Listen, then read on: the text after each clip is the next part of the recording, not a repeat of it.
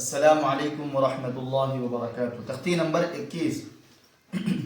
تختی نمبر 21 میں حروف مقطعات ہے، یعنی کہ قرآن مجید میں نہ اس کا ترجمہ ہے، نہ اس کے اندر آپ کیا بولتے زیادہ ہجے وغیرہ بھی نہیں کریں گے، بس اس کو ایسے ہی یاد کر لینا ہے۔ یہ حروف مقطعات ہے، اس کا ترجمہ اور اس کو جس طریقے سے ہم بتا رہے ہیں بالکل اسی طریقے سے آپ صرف یاد کر لیں، ٹھیک۔ یہ الف لام میم ہے نا، اس کے اندر کیا ہے، حروف کے تلفظ کے اندر قاعدہ ہوتا ہے، اور حروف کے تلفظ کے اندر کا قاعدہ انشاءاللہ ہم آخر میں بتاتے ہیں، پہلے پڑھ کے سنا دیتے ہیں۔ بسم اللہ الرحمن الرحیم، الف لام میم، الف لام میم صاد، الف لام را،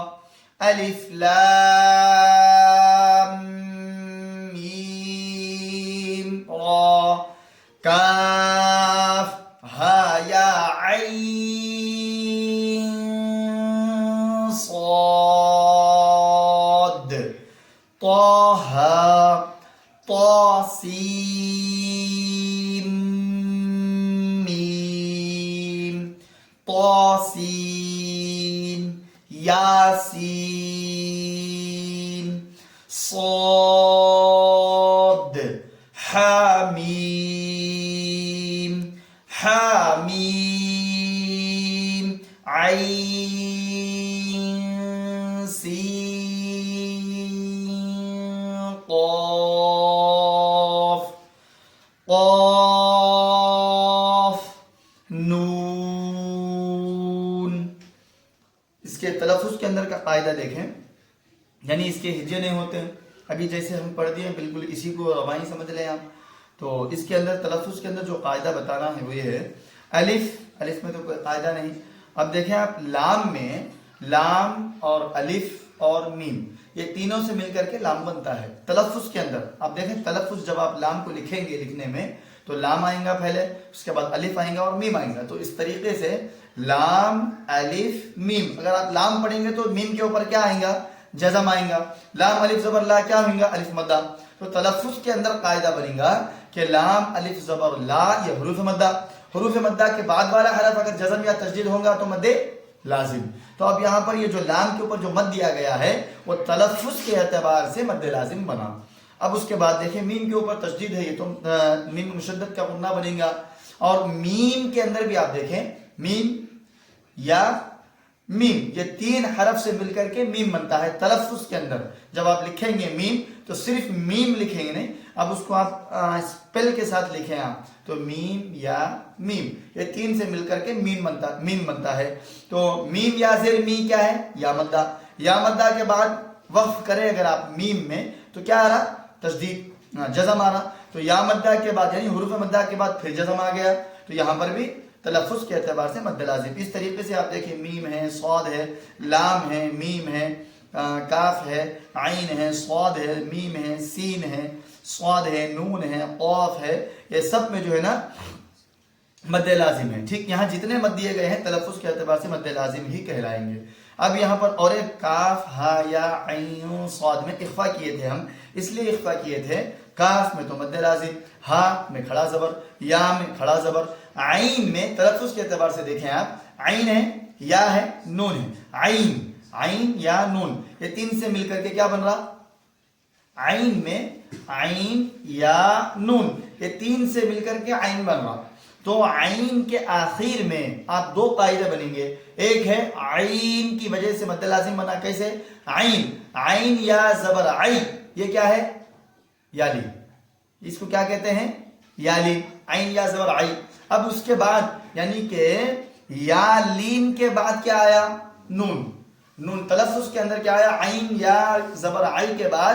نون آیا ہے، وہ نون کے اوپر کیا ہے، جزم۔ تو اب یہاں پر یا لین کے بعد اگر नून के ऊपर जज़म जो यानी जज़म आ गया, तो यहाँ पर कायदा बनेगा मद्दे लीन आरिज वक्फी, मद्दे लीन आरिज वक्फी, मद्दे लीन आरिज वक्फी नहीं, मद्दे लीन आरिज वक्फी। जी हाँ, तो ये देख ले आप कि यहां पर भी मद्दे लीन आरिज वक्फी हो रहा है। तो अब उसके आगे देखें, मद्दे लीन आरिज वक्फी होता क्या है। ये आरिज वक्फी कहते हैं अगर वक्फ आर्जी तौर पर कर रहे हैं तो उसको कहते हैं आर्जी वक्फ। तो लीन आरिज वक्फी, तो मद्दे लीन आरिज वक्फी का मतलब हुआ, एक तो आप लीन की वजह से मद कर रहे हैं, दूसरा आरिज वक्फी, यहां अगर आप रुकेंगे तो मद होगा वरना नहीं होगा, अगर यहां पर रुकेंगे तो मद होगा वरना नहीं होगा। अब यहां पर आइन में जो मद हो रहा है वो इसलिए हो रहा है कि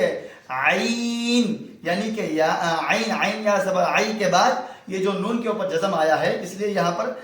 मद्दे लीन आरिज हो रहा है। अब इसके ऊपर जो मद आइन के अंदर जो इख्फा किया गया वो नून के ऊपर जज़म है, आइन में नून के ऊपर जज़म है। अब नून साकिन के बाद जो हरफ आ रहा है वो स्वाद है, तलफ़्फ़ुज़ के एतबार से